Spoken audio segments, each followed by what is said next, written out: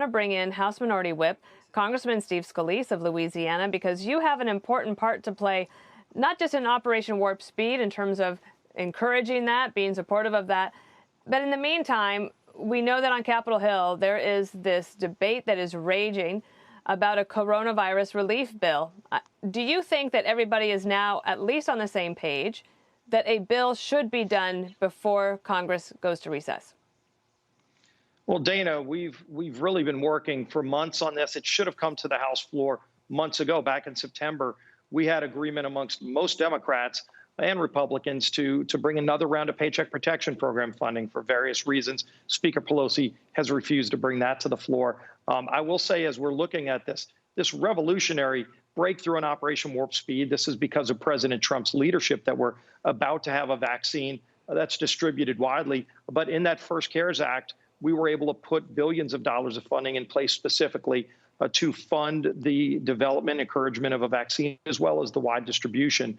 And the president used that to go and put the best minds in the world together, working with the best drug companies in the world. So I'm very encouraged by what has happened. Never before in the history of our country have we seen us go from virtually 1 year from a disease no one knew about to a vaccine about to be distributed widely and approved by the FDA. With that said, we're trying to finalize the differences that we have. You know, Speaker Pelosi has been trying to give hundreds of billions of dollars to states that had deficits before COVID to bail out those states for things that are unrelated to COVID. We've been holding off on that. We've been trying to get relief for small businesses. I think that's the area where there's universal agreement. I wish we could do something specifically on that while we disagree on the other items. And so that's where it stands right now. I know that Senator Mitch McConnell, the Senate Majority Leader, had this to say just a moment ago as this deal tries to come to fruition. Listen.